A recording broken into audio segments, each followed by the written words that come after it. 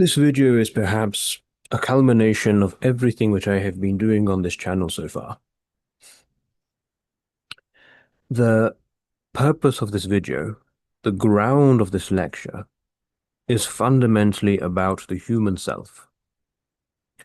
We are going to be speaking about the self in the deepest dimension possible, but also the most holistic.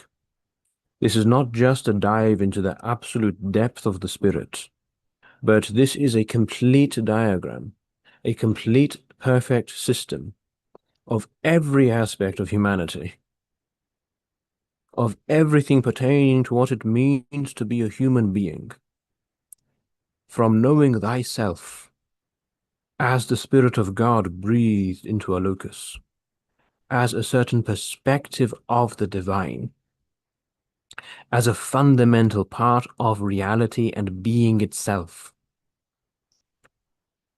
as the very center, the microcosmic center and focal point and singularity of the entire universe. From that center, also to the entire universe. And perhaps that is quite a great ambition and vision wherewith to begin. But the matter of this book, most properly, really takes on the second book in the trilogy that I am writing, found all on the website. But the first book, The Oneness of Being, is the bigger picture.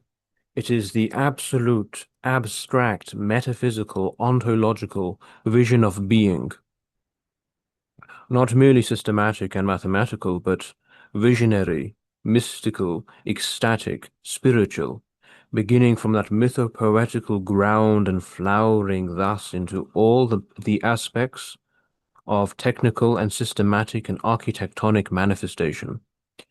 From that first book, we thus begin with the unity of becoming, which is the second, which is how to integrate that metaphysical vision of being, the vision of God, into oneself, and how to live and realize that vision, and how to live in harmony and accord with the oneness of being. It is the teleological, the psychological, the ethical ground and realization of the work. Now, this is really the practice of the second book. That's the theoretical structure. What is the point of this video? It is the culmination, again, as I said, of everything that I am doing. This is a complete diagram and vision of the human being. It is a complete map and diagram of the spiritual path, but also the path of life and how to live and what is the purpose of life. This is a system of consciousness work, which is not a new system. I'm not here to inaugurate some personal genius or whatever. No, put that all aside. It's not a new system, but I'm here to repristinate and to re-inaugurate and renew an utterly ancient and primordial science, which was the science of being and the science of being in the experiential sense. This science lies at the heart of every great tradition, every great religion. It is the universal and perennial core of everything. But I'm going to be abstracting this science out in the most universal, clearly spoken, logical, mathematical, and abstract system which you have ever seen. That is the purpose of what we are doing. Thus, to introduce the bigger picture and everything that is happening, we won't do a long meditation, but maybe for 1 or 2 minutes, I want to repeat a certain ontogenical process to realize the ground of our being. And we'll do this pretty quickly, but feel free to pause the video as you want and lengthen out a certain part. But step one let's become really comfortable, and I will do this myself. Wherever you are, whatever posture you choose, you can lie down on a bed, you can just sit in a chair, whatever you want. But become very physically comfortable and relax yourself. And really try to ground yourself, so be very conscious of your feet. Rest on the ground. Do not rest on yourself. And thus step two, deepen into a physical presence. The next step is to become very, very peaceful and calm physically. So your environment needs to be completely quiet. Your space needs to be clean. You need to be very relaxed where you are.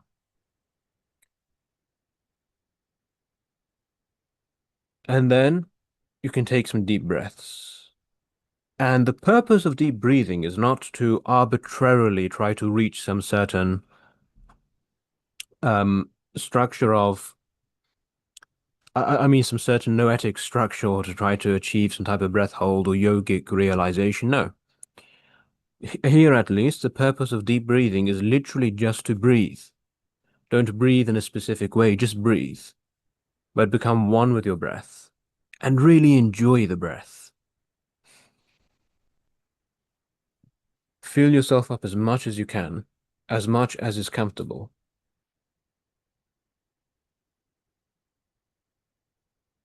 Feel that fully oxygenated state of complete fullness and restfulness, needing nothing, and slowly breathe it out. Now you repeat that as much as you need. But step three, after having attained a very deep physical state,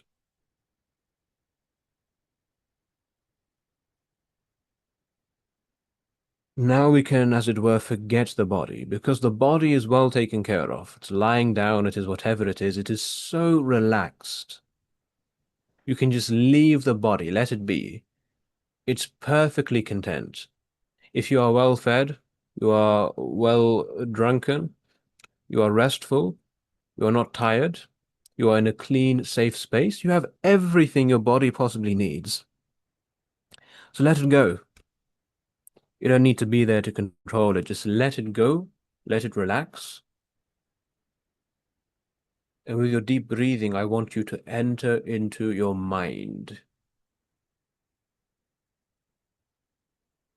Step four, and this may take time for you, but forget your body completely. Becoming almost high on oxygen, get as deep into your mind. And I don't just mean thoughts, I mean your inward state of being as you can. Even the soul, as we might say. Connect as deeply as you can with the immaterial aspect of yourself.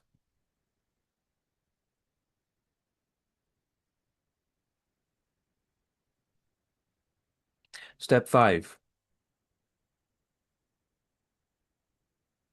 In this inward darkness, I want you to deepen as much as you can until it becomes too light.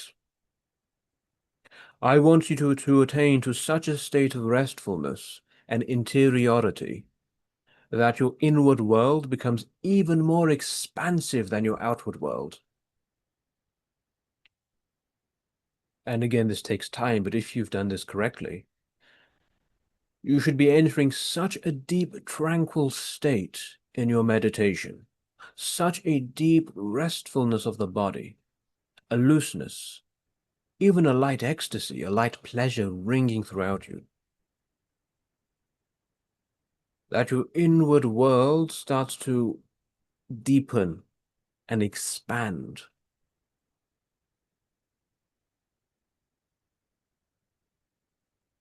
Step six. Now, really focusing in this inward world and inhabiting it. Now you ask the question,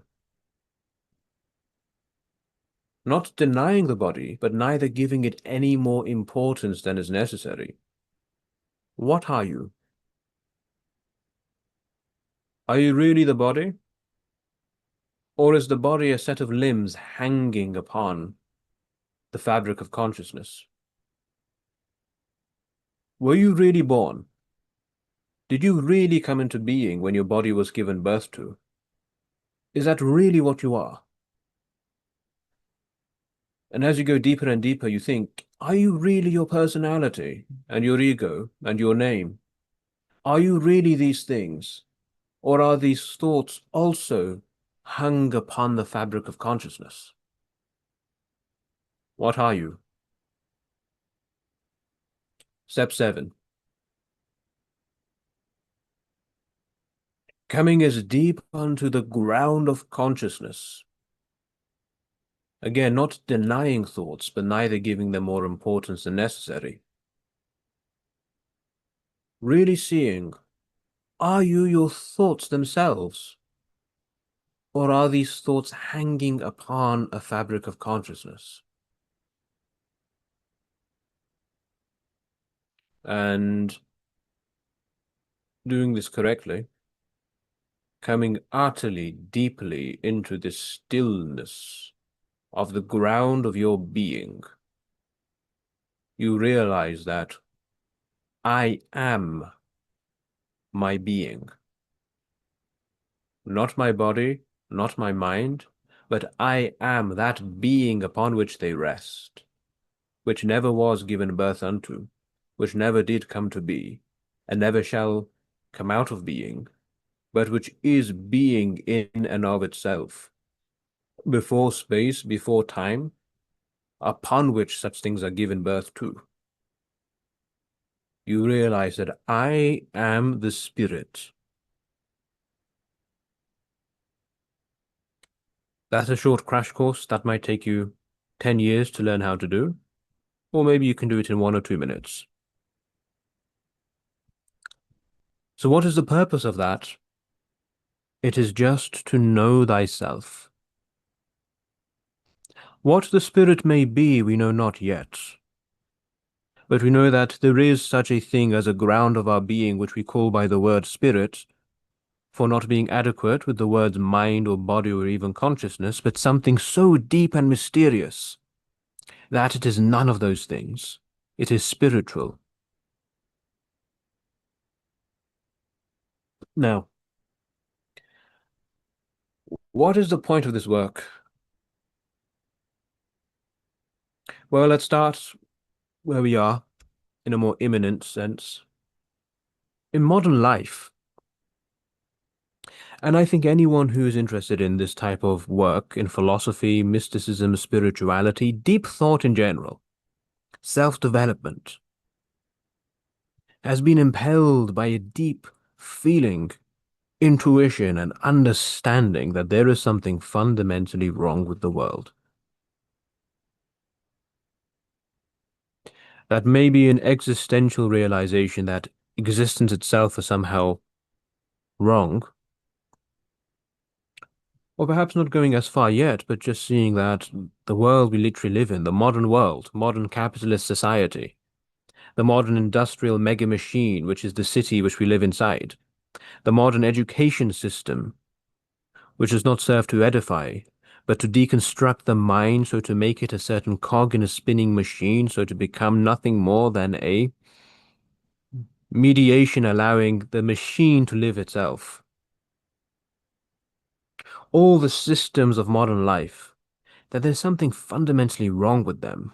The collapse of meaning, the loss of purpose, the destruction of the environment, the destruction of humanity and human relationships, and even friendship dying, love dying, everything being industrialized, commercialized, the mechanization of life, to put it in other words, that is fundamentally wrong. And you are right. If you feel that way, you even feel perhaps in despair and desolation and deep pain for the world around you. You are not wrong to feel that. You are completely right. You are not wrong to feel that this world, this era of humanity, this particular time that you are born is especially bad. You are not wrong at all. You are right. Your intuition is correct. And I can and I will speak about this much more, but not at the moment. What I will say is to problematize that idea. You are right. But has the world ever been right? Has ever there been an age of the world where things worked as they should? Suffering has always been there, even mechanization, that is to say, the atomization of the human being and the sublation of human life into a industrial machine complex, which is society. That is an old idea. It's worse now, definitely.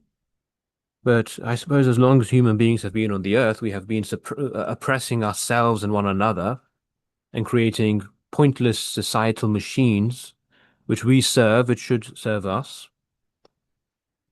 That's always been a problem of humanity on earth.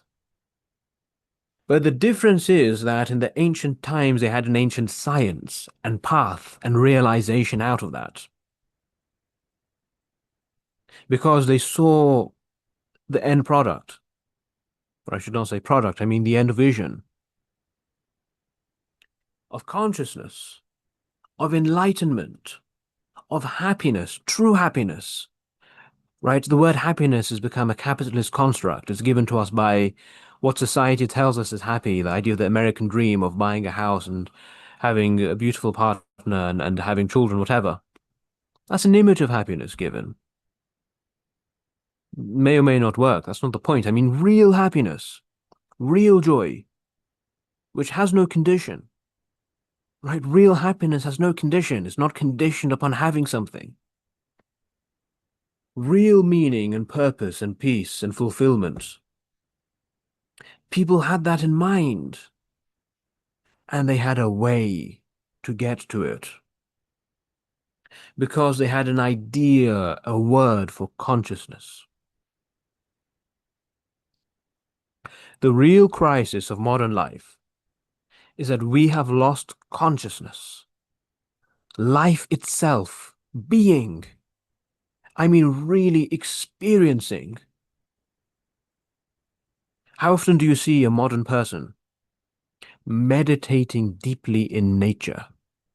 Forget about going to nature. I don't need to do that. I mean, being in the middle of a city, wherever, going to work, working the 9 to 5, but coming out of the office and breathing in the glory of God when the day is over and the sun is setting and there's a beautiful breeze. Just standing there with your arms wide open, embracing God and the universe, and being so happy that you are alive. How often do you do that? Really? When was the last time you did that, if ever? When was the last time you saw that? That's the point of life. It is to live, to really live deeply, to be deeply conscious, not just conscious in a shallow sense, to be deeply conscious. Because feel all this, and you should feel it, and you should actually write this down. I encourage you to try to articulate whatever pain you feel in as deep words as you can.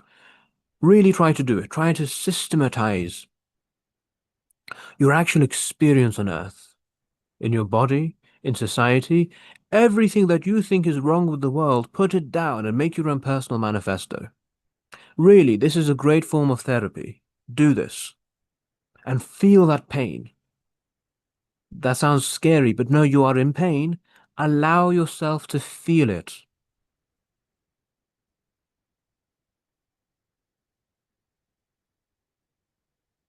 But there's also the opposite side. Because let's dream about what life could be. Imagine if that peak experience, the deep bliss of being conscious, was not just an experience you have maybe once a year when you go on holiday and you leave your work and your routines and you are standing upon a mountain or something and you're just so free and relaxed, if that even happens at all. But let's suppose that that experience was your normal state of consciousness. What if rather than adding experiences to your life, adding the state and state and state and this experience and going to that place, so to feel a certain way, what if instead of feeling certain ways, you were being in a certain way? Instead of feeling more deeply, you were being more deeply, which as a natural consequence, you would feel more deeply, but not as a state, but as a state of being. What if this deeper state of consciousness, the real peace, the real happiness and joy of being alive, was your life? And your real peak experiences, if that's your baseline, your actual peak experiences were not just moments of relaxation, of forgetting yourself, forgetting your problems. No, they were real moments of existential bliss and wonder, of enlightenment, of God consciousness, of ecstasy. Forget about leaving your body, leaving the universe, and nigh touching the throne of God. What if those were your peak experiences? What if you were experiencing that not once a year, but once a month, once a week, once a day? What could life be? Really think about this also, because as deeply as you think about what is wrong with the world, which you should think about, also think about what the world could be. It could be the kingdom of God. We could be living the kingdom of heaven on earth if we would live that. If I did the work of consciousness and I lived through my spirit and I lived with God, walking side by side with God. And if you did that, and we all did that work together, and we lived in pure harmony with the oneness of being, with the fundamental structure of reality, really realizing the potential of consciousness and what consciousness can be, and thus, as a result, living the ideal life you want to live. This life filled with artistic creativity and wonderment, and love and real meaning and real relationships and real meaningful work, a work which you wake up energized to do, which you are literally excited when you go to sleep. You can't go to sleep not for anxiety, for joy. You are so excited to wake up the next day, to be alive for the next day and to do something. That should be how we live, but it is not. What separates us from this crisis to that dream life? And I'm not saying suffering will go. As long as we are in the world, we suffer. But we have the tools to fight suffering. We would yet be able to deepen in our suffering to find the cure for our suffering in the suffering.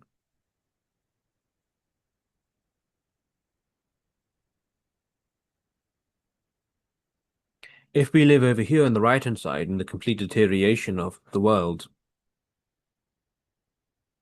the antidote is on the left-hand side.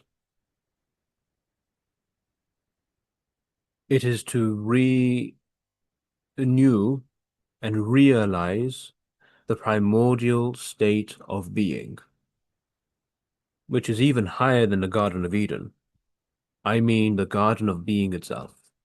I mean the Garden of Consciousness.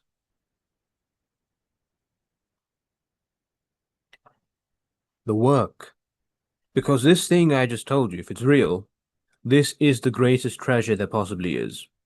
It is the alchemical gold, the philosopher's stone. It is the real mystery of the universe buried deep in a cave at the center of the world.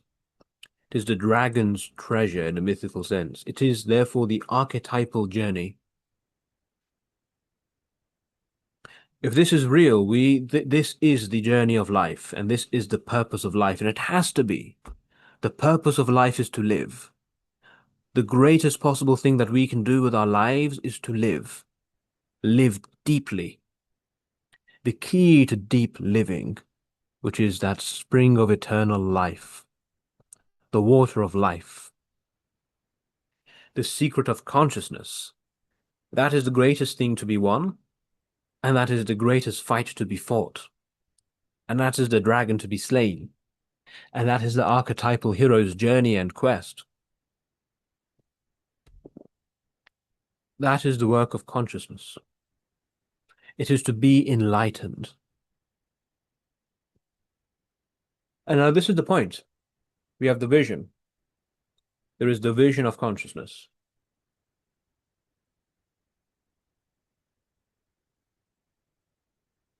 There is also the science of consciousness. I've given you the vision of the peak of the mountain. Now I shall show you the way, because there is a way. It is the primordial path, the perennial philosophy. It is the ancient truth which was known to everyone, at least those who were enlightened, those who chose to know. It is the mystical heart of every tradition, every religion. If you go deep enough into philosophy or theology, you will find the same thing. You will find the same fundamental truth wherever you go. You go deep enough into mathematics or physics, you will find the same fundamental truth, which I have termed the oneness of being. And my book, is the system of the oneness of being. Again, not to introduce a new philosophy, but I am trying to systematize and abstract and universalize this fundamental truth for all of you to understand. It is a synthesis of all these sciences that you see and more. But just to give you an idea of the scope and the breadth that we are dealing with. And this is your work, by the way. It's not just my work. This is your work, and it means that we have to study extremely deeply. We are going to have to study deeper than you have ever imagined it is possible to study and work. Work with everything that we have.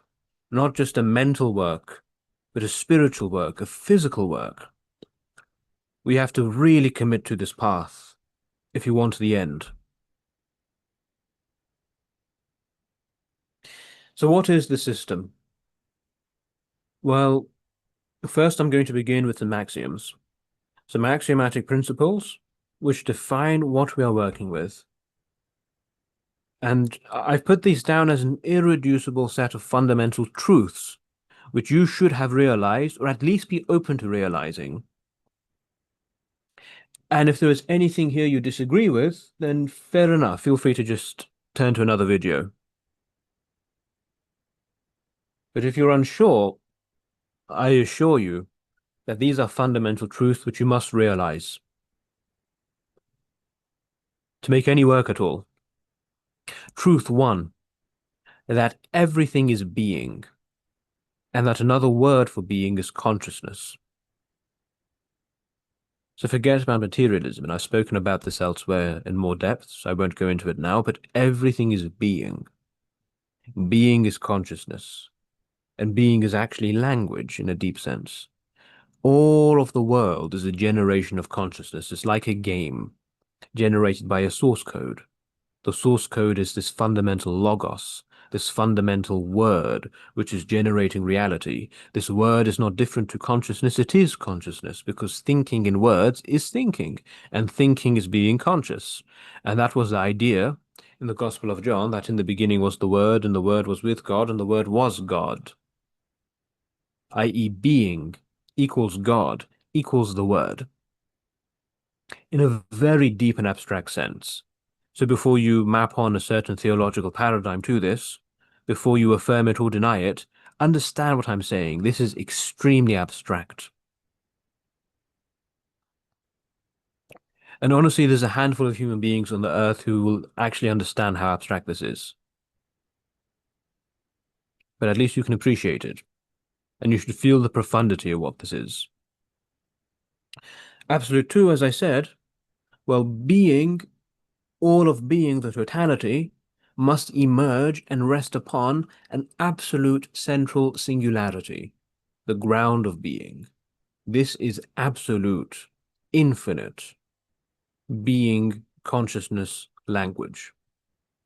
That is the oneness of being, that absolute ground of oneness upon which being is. And that is what the word God means. That is the meaning of the word God. And now again, if there's another theological idea of God, it maps on top of this as a set of symbolic consciousness. But this is the ground meaning. which actually has to come before any theological system or the lack thereof, not afterwards. Principle and truth number three is that we are the oneness of being. At least if you did the same thing to the self and got down to the absolute singularity in the ground of yourself, you would find the oneness of your being.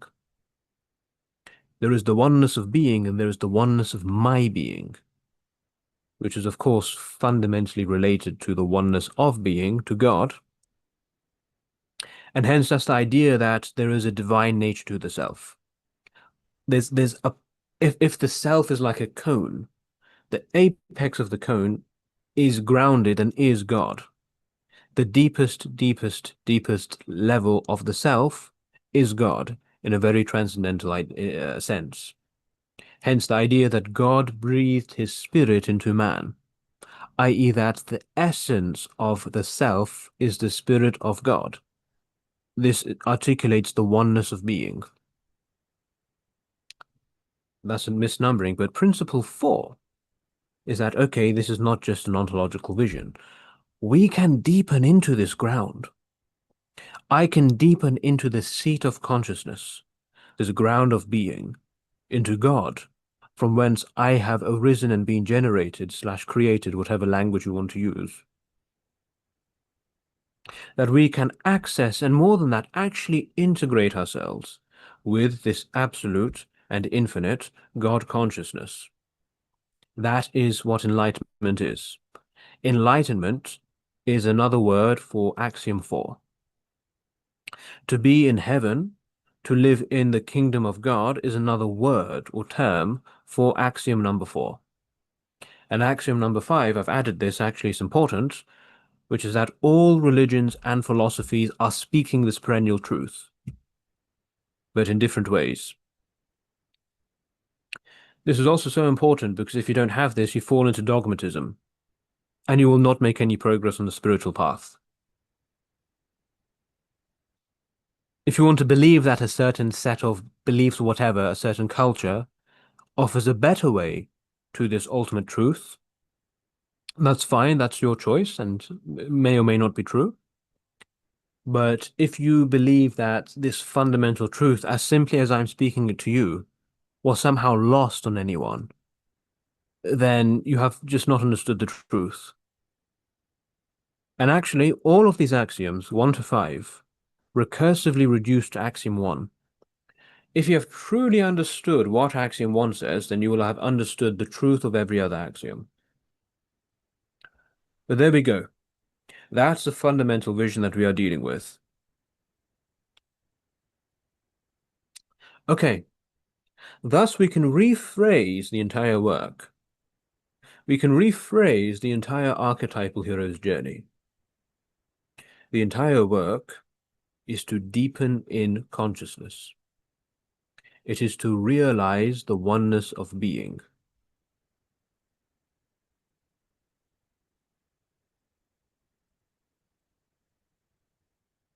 Okay, again, I'll make this brief.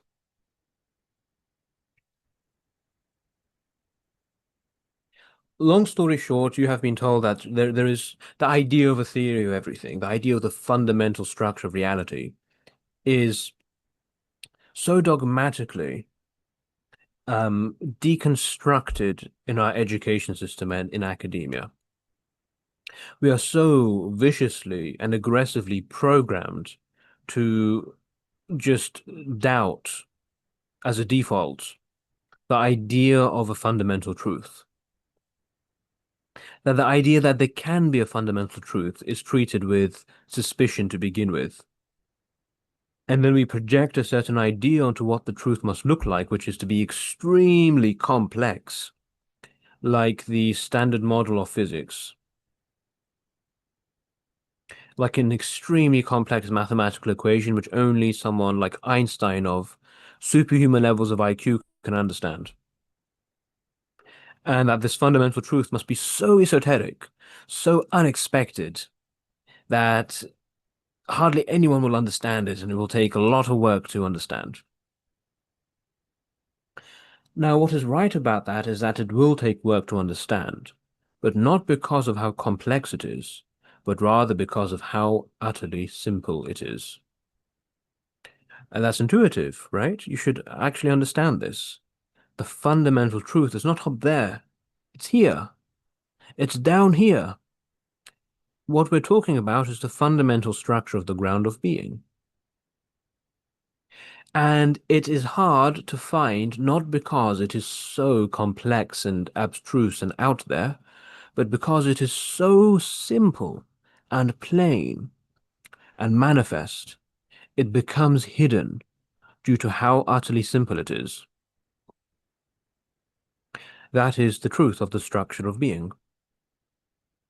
But I shall explain that to you, and thus I can summarize my entire book to you in literally just this page over here. Everything is being.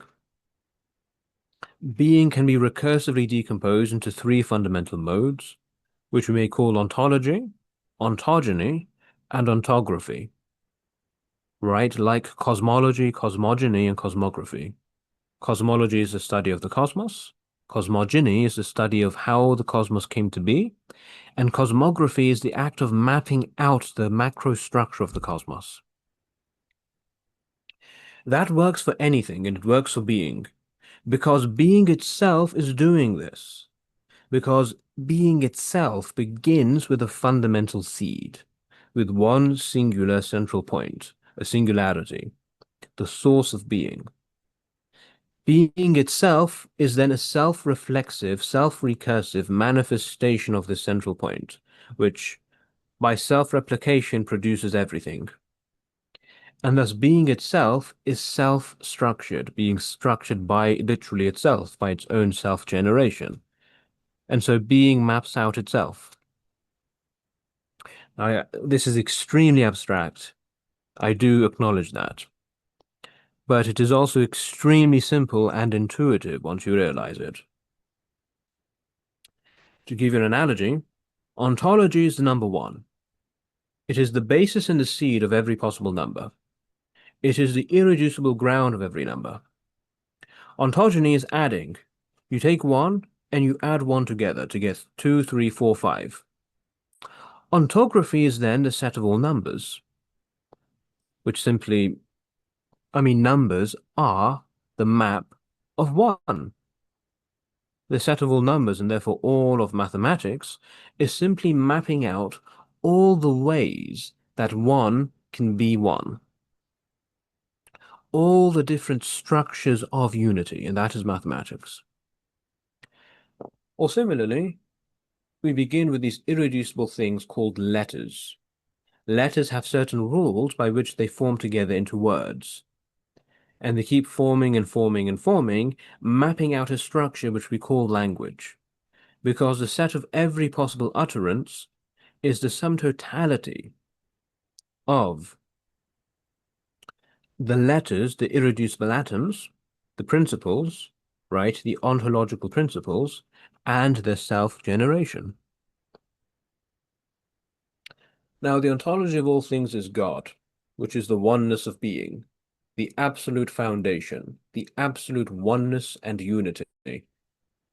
Ontogeny is the self-generation of God, but by which we really mean the self-reflexivity, the fact that God is God. I am that I am, that X is equal to X. God equals God. That is the fundamental relation and equation and generation which produces recursively every other generation.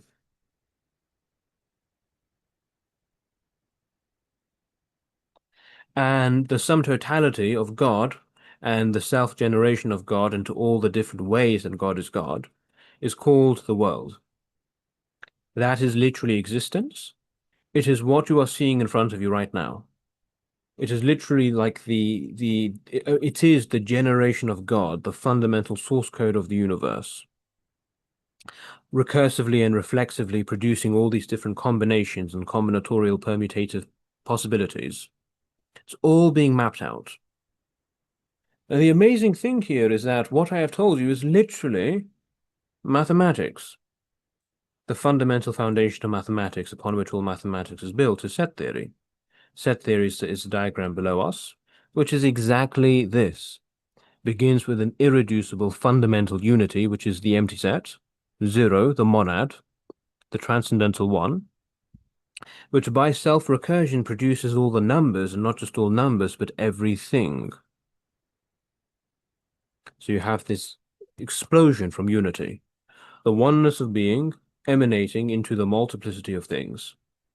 Even more profound, this is literally the vision of physics. It all begins with the Big Bang, the singularity of the cosmos, which then unfolds from itself to produce the cosmos as we see it now.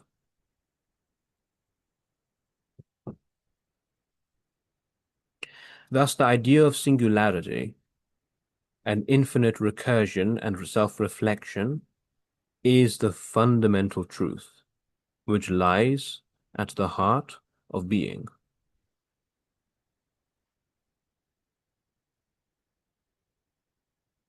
Okay, now the next part, we are going to apply all of this to the self.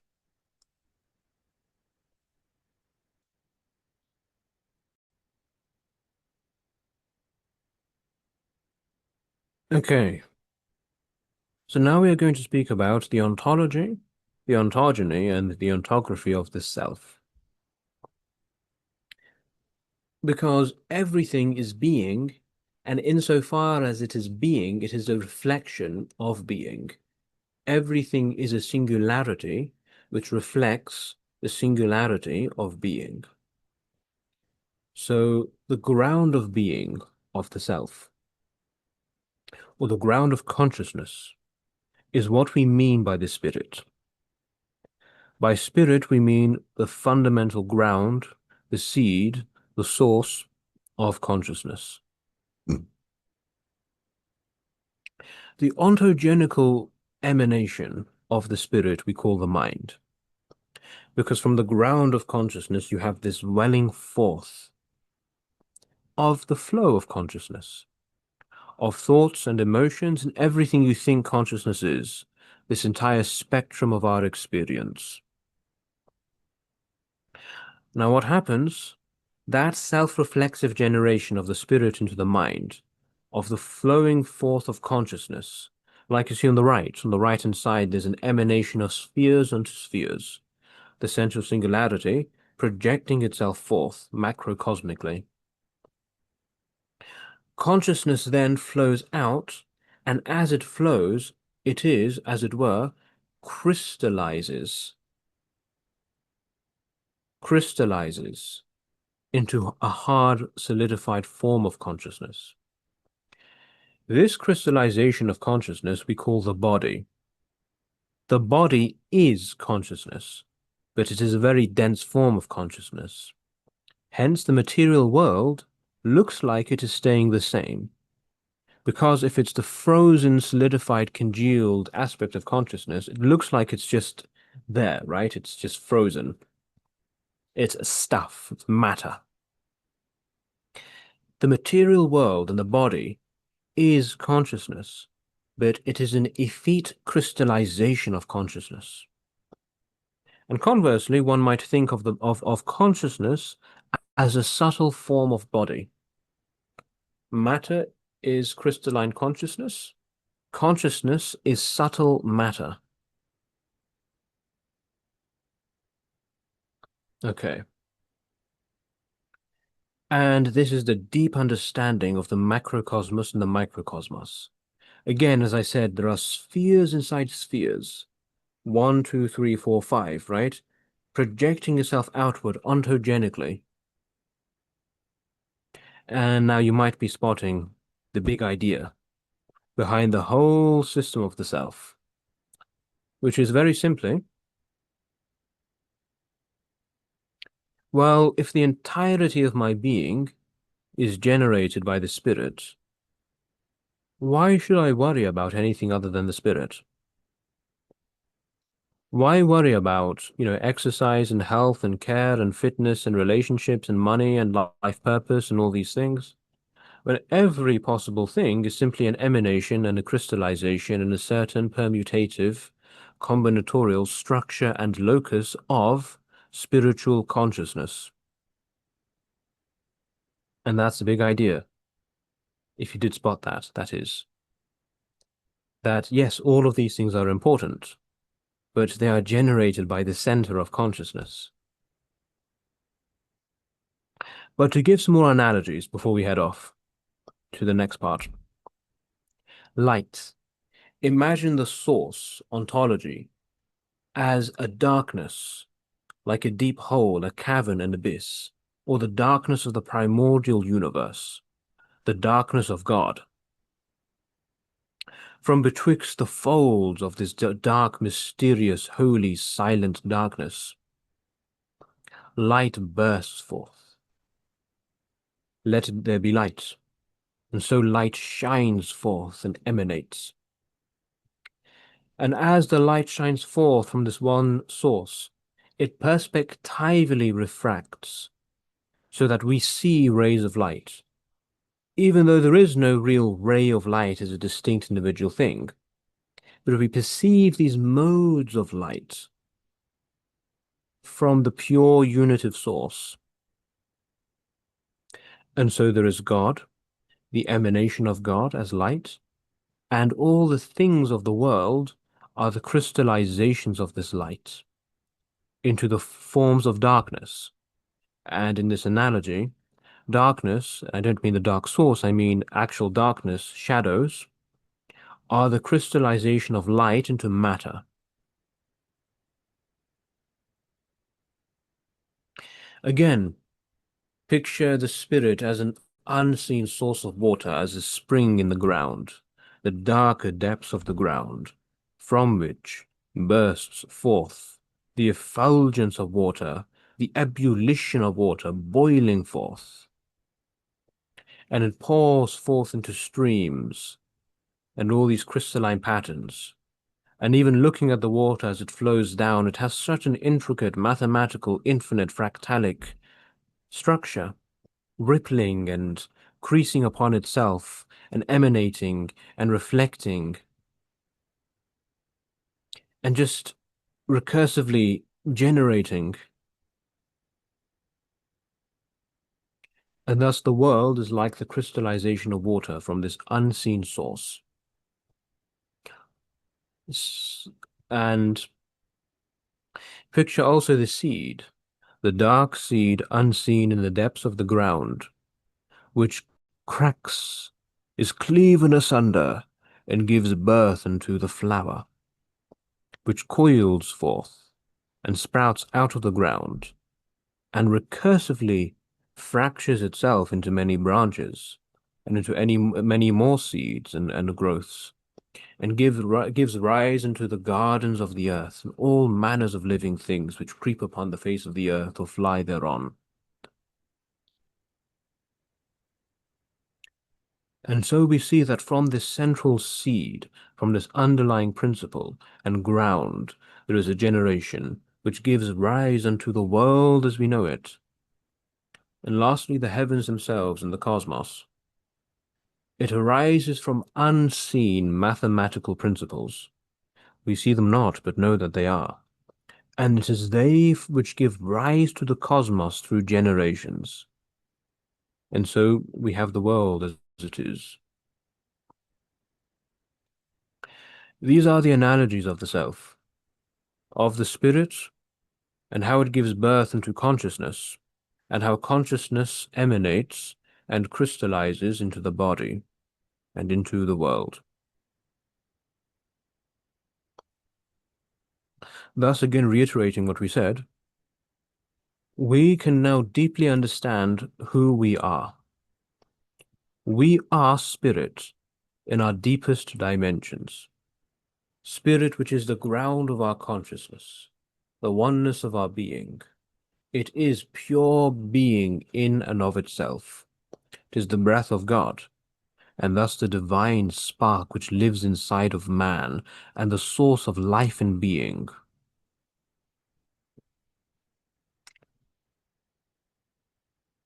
It is deep. It is foundational. It is a ground. In fact, this spirit is the consciousness which was before life, for that life sprouts upon it. And that which was before life is death.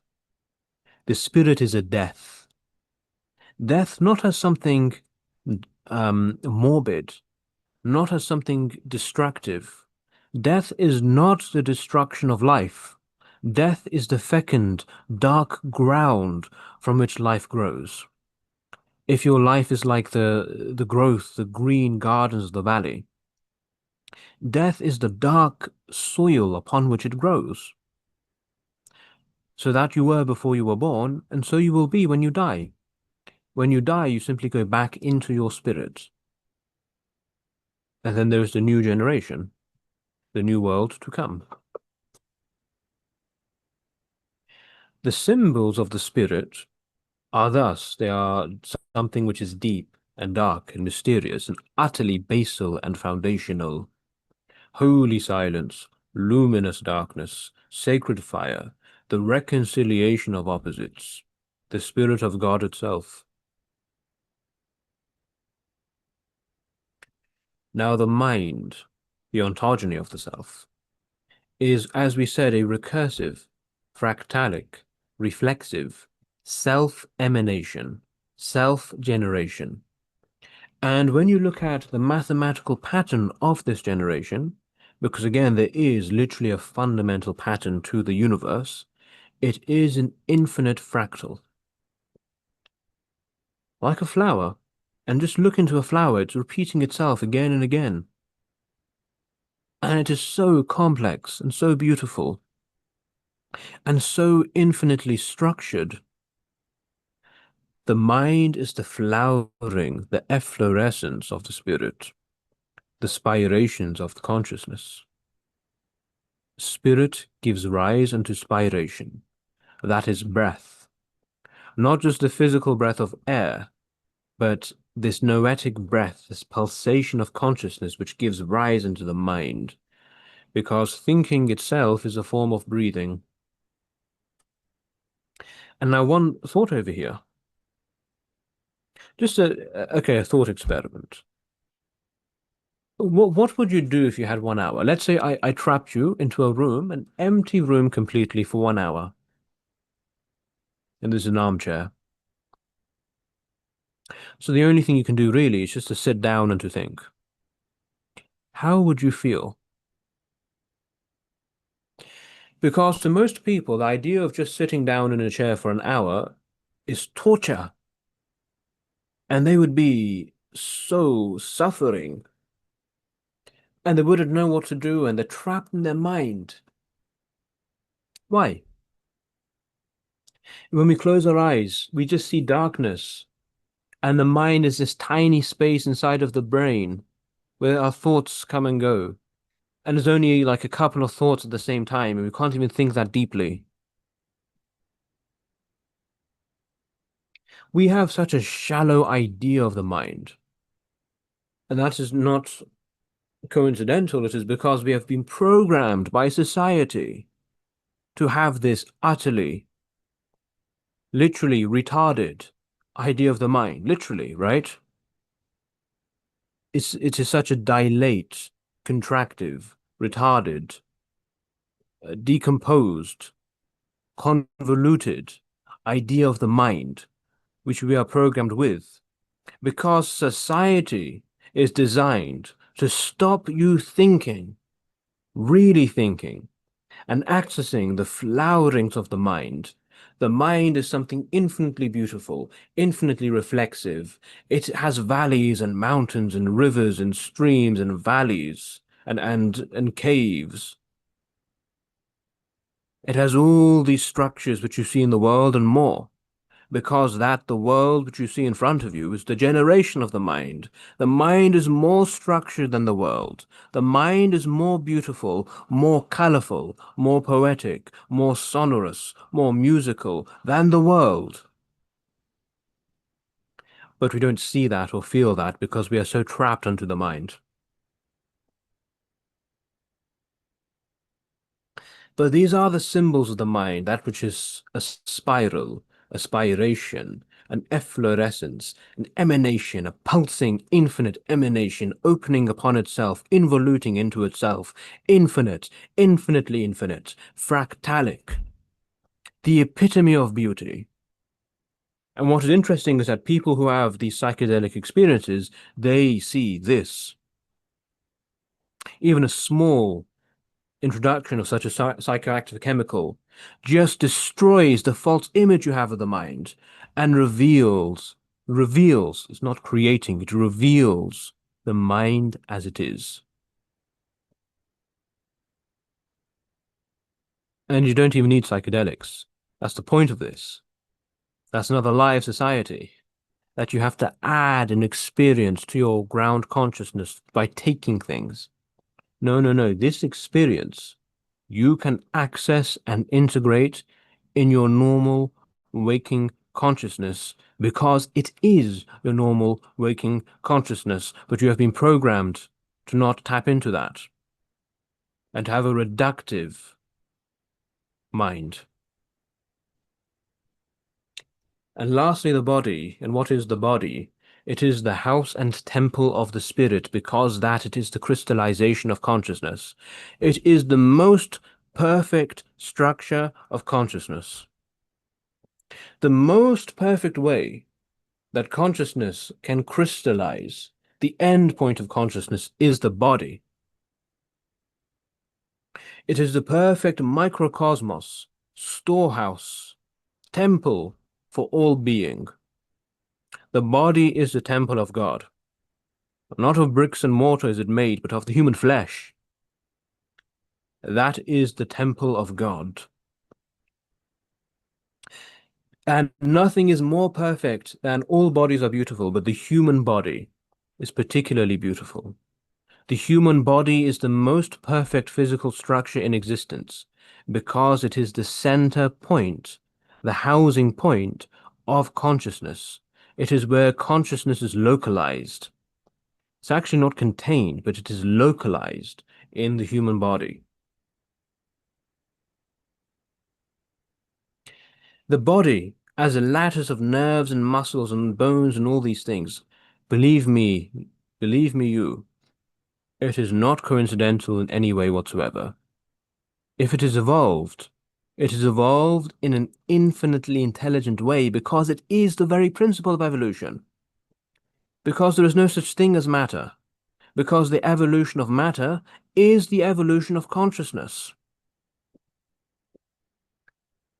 And we can speak about this more, and we shall, but the body is absolutely beautiful and perfect. It is a microcosmos of consciousness, and all the mysteries of consciousness and spirit and mind and cosmos are projected into the human body. And if you understood that, you could literally focus on a tiny nerve in one muscle in your little finger of your hand of your body. And in that tiny concentration, you could open up to the mysteries of the universe anywhere in your body. And you know, deep people like the ancient Chinese with things like acupuncture and in the ancient Indians, they understood this so well with these deep sciences of yoga and likewise. That the body is a cosmos, a universe in itself, and it is so interesting how modern science has forgotten this. It's so profound in many ways, but so stupid. Really, modern science is so stupid that it has forgotten this, that there is meaning and consciousness in every part of the body. But here, know that we can gain complete mastery over the body through this consciousness work. Hence, you have, for example, the Buddhist sages who can literally be set on fire and not feel anything. And there were some ancient yogis in India, and this is recorded by Alexander the Great in his train, who would be able to literally set themselves on fire or be buried alive, right? The greatest fear of anyone is that, the greatest pain of burning or suffocation. And they would feel nothing and be completely unperturbed because they had gained complete mastery over the body, sublated into spirit. And of course we can. This is intuitive. Because if the body is a vessel of consciousness, it is consciousness which should determine the body and not body the consciousness. The body should never impact our consciousness. It is our consciousness which should determine the state of our bodies. But again, we've been programmed not to tap into that. We've been programmed by society to be locked inside of the body, to have such a, again, reductive and retarded notion of the body. Such a simplistic idea. Hence, we are just so sunken in hedonistic desires like food and sexuality and things like that. Don't even know the body. We're not even feeling the body and what the body is capable of. And that's what Socrates meant. Not just athletic exercise and gymnastics and sports. That's a part of it. But he meant to truly realize what the body is capable of as a vessel of God and spirit and consciousness.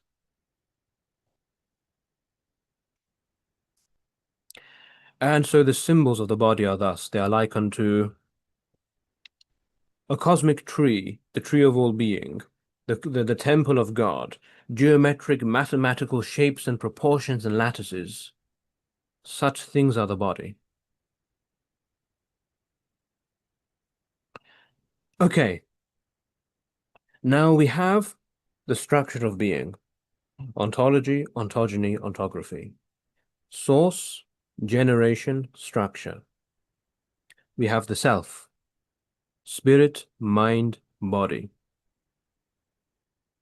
Now, as I said, to derive the complete theory of everything as it pertains to the human being, we simply must multiply these ontological principles with the psychological principles, the three ontological principles with the three psychological principles. And that will completely map out everything that there is. It will be a complete diagram of consciousness. And that is the Ennead.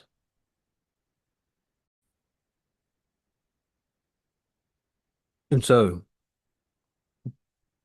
we will recursively apply this ontological logic of 3 by 3 to gain and realize this complete diagram and system for consciousness development, a system of life design, of spirituality and mysticism which leads to enlightenment, but also to self-actualization at every level and not just the spiritual, and to the deepest level of self-realization.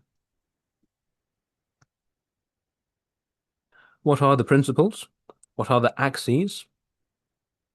The ontological principles, as we said, is spirit, mind, and body. The source of your consciousness, the generation and flow of your consciousness, and the crystallization and boundary of your consciousness. And what are the degrees of the self, with which we multiply these? We can consider the self in and unto itself, and that would be the archetypal self, which is the image of the divine. It is the fundamental archetype, the ontology again, which manifests into the particular individuated self. That process of manifestation is the process of coming to be into being, or rather coming into becoming. It is the being into becoming, because this archetypal transcendental self is the self as it is abstracted out of space and time and world and society. The archetypal self manifests into the world of becoming and space and time as it is individuated into the ego. The ego is the word for this self. You, the immanentization of yourself. As it is inside of the world, the center of the world, from which the world is projected. Lastly, the ontographical, limital dimension of the self is the self as integrated with the world. The self, the microcosmic self, and the macrocosmic world as integrated together. And this last point is complete self-actualization. That is when you have completely actualized yourself and fulfilled your life purpose. It is when you integrate with the world, because the purpose of the human being, the purpose of life and consciousness, is only to realize the oneness of being at deeper and deeper levels. It is to realize the oneness of being at deeper levels. And so we have nine spheres which are generated. We have the spirit, mind, and body, as we spoke, the ontosphere, the nous. Nous is a profound word in Greek for mind, because we don't just mean mind in a modern Western sense. We mean something much deeper. In the ancient Greek sense of nous, that that way in which you might say mind of God. It's not mind as in this mind, but the noetic sphere of being. And again, the somatic sphere, not just the physical body, that's not what we mean there, but the idea of the body as a vessel of consciousness, the somatic sphere. That then becomes immanentized into the world of becoming and space and time as the ego. The spirit becomes the ego, the self archetype, who you are, your self archetype, what you are manifesting in the world, the source code for this life that you are living. That is the autosphere. The psychosphere is the psychological realization of the mind. Mind as personality, as character, as this deep network we have which constitutes the psyche. Ego formation, in other words. And the body in the world is the ecosphere. Eco comes from oikos in Greek, which means house. It's your house. The body as it houses consciousness, your room as it houses the body, your house as it houses your room, your community as it houses your house, the world as it houses your community. That is the ecosphere. And the integrated sphere is again that. The holosphere is really community archetype. Then ego inside of society. And lastly, the cosmos, the very totality of everything. This is the Ennead, a 3x3 declination and derivation by recursive ontological logic of every possible dimension of the self. But most importantly, it shows the generations of the self. We're not just mapping out every possible thing which can be said about the self, but we are putting it together into a completely holistic system. And thus coming back to the beginning, let me quickly close the curtain so you can see me a bit better. Coming back to the beginning, you only need to do one thing, which is to realize the oneness of being, which is to realize the spirit. And from this deep realization of the oneness of thy being, all the generations of thy being shall be generated and deformed. And thus that is the work. And that is exactly what we are doing. That is our work, is to do this, both at the theoretical level of mapping this out, and also in practice. I mean, what I'm doing is to literally try to live this first and foremost in myself. My path and my life purpose is to live out enlightenment, to attain to absolute, consummate God realization, to be completely realized the oneness of being.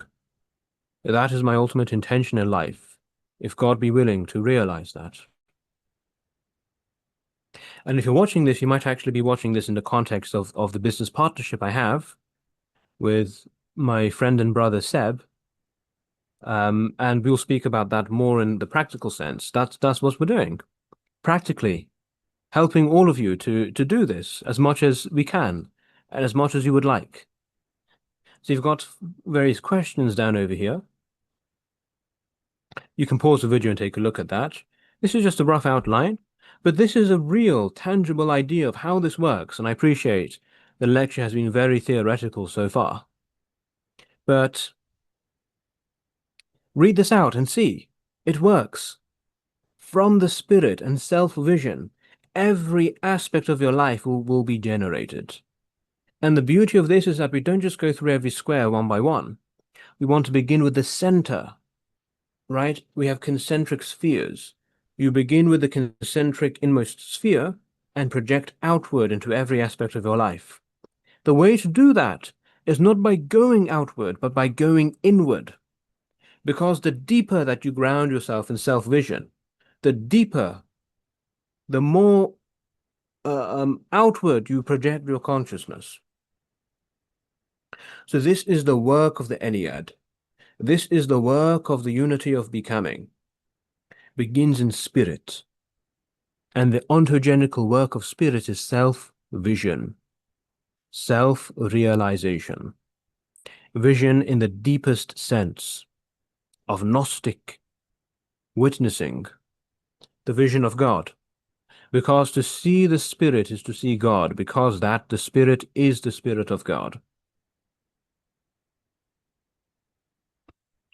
By the communion with the oneness of being, and to witness the Absolute, thou shalt know thyself.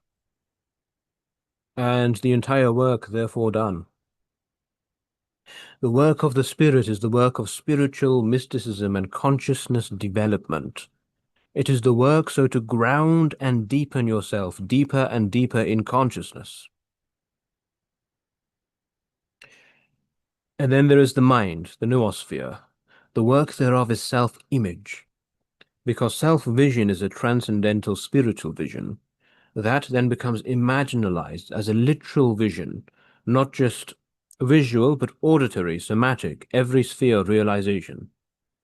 This is the self-archetype, like of the autosphere. Your self-archetype. Who are you? What art thou? From this self-image, everything that you do and that you are emanates, because all of your actions are self-inactions of your self-image. Everything that you will do in life is just an ontographical manifestation of your self-image. That is your ontogenical principle. That is what you must work on, that one singular thing alone. From self-image, all of thyself is self-become. Thus your psyche, your inner work, your character, your emotion, your personality, all of that is begotten of your self-image. And thus the body is formed of the mind. All your actions and therefore routines and habits and your life structure emanates out from your self-image. And that gives rise to your life. Because the sum totality of your actions constitutes your living space. Your actions constitute your world, your ecosphere, your daily routine and life. Your life is the sum totality, it's like the integral of all of your actions. And if that is the case, to realize life purpose, or to improve your life, or to fix your life, all you must do is perfect your self-image. Because that's the principle. And from out of your self-formation of your life comes your integration into society and into the world and into the environment and into the cosmos itself. And that is self-actualization.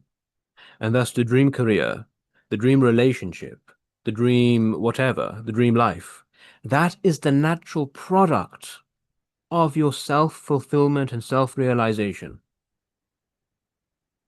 And thus, they are not to be chased. One should not chase money or chase a relationship or chase even work or a career. Chase yourself. Chase your spirit. Pursue God. And all of these other things shall be given unto you. Serve God, and that is what it means to serve God. People are reading the Bible and studying the Quran. They do not know what it means to serve God. Doesn't matter.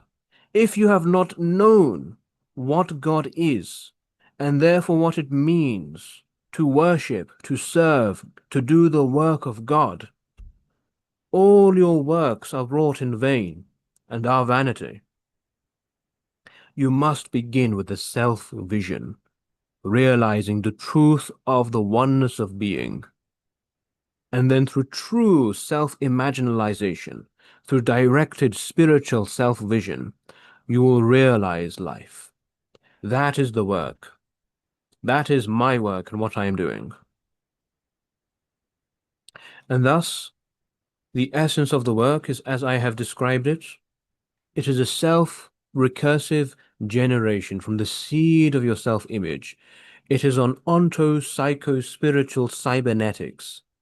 We are literally going to reprogram. I mean, we're not going to do anything, but you will learn how to reprogram yourself. You can literally rewrite your source code. Why? Because, well, actually you can't, but God can. By communing with God, you can be reborn. Again, that is the spiritual meaning of baptism, of repentance. It is to be reborn, remade into the image of God. You have to reprogram your spirit because it is your spirit which is spitting out the lines of the code which generate your being and your life and your world. If you want to fix anything downstream, go upstream to the source of your being, to the wellspring and fountainhead of your consciousness, and there seek your ultimate ground, and there seek to renew and regenerate and repristinate yourself. There seek renewal. There seek self-becoming, self-realization, self-fulfillment in your spirit. And what we are doing is showing literally how the spirit emanates and generates the world. And thus that is the work. So perhaps you didn't believe me, perhaps you still do not, but this here is the theory of everything. This perfect, consummate, sum totality, some holistic system of everything human, for it is everything divine. And the very quick summary would be this. These are the 4 stages of self-actualization. Because, as we said, all the later spheres are manifestations of the earlier spheres. So if you focus on the earlier spheres and get these right, everything else will come. We can try to help. I will try to help you as much as we can. My partner, we will try to help you as much as we can. But ultimately, this is your work. And what you should focus on, in my opinion, is this. The spirit, through the teachings of mysticism and metaphysics and deep spiritual learning. That's really what I've been doing on the channel. I've been trying to teach you metaphysics through the Arabic language, through mathematics. So to realize mysticism, so to realize God consciousness. Of course, this deep psychological work, the deep work of consciousness. And this is something no therapist can do, only a spiritual teacher can do. Do not seek therapists, seek spiritual teachers, real spiritual teachers. And I'll be honest, I'm not sure if I can be that. One day I will be, but I'm not saying that I'm there yet to be your spiritual teacher. But I can, as much as I'm able to, I will try to help you. And the body, put this into action by realizing the transcendental, divine, microcosmic, sacred nature of the body, not as flesh, but as consciousness. The body not as physical matter, but as a dense form of consciousness, and consciousness as a subtle form of body. And lastly, all of this culminating and integrating and constituting your ecosphere, which is your life structure and your life world. Beginning with your sacred space, your sacred room, your sacred life pattern, and emanating out into everything else that you desire for your life purpose, in terms of your living, your working, your career, relationships, all these things, your artistic pursuits. All of that will come when you have built the temple of God on earth, when you have built your life, so to be this temple, so to receive the Spirit of God. That is the work. And thus we can bring this lecture to a close.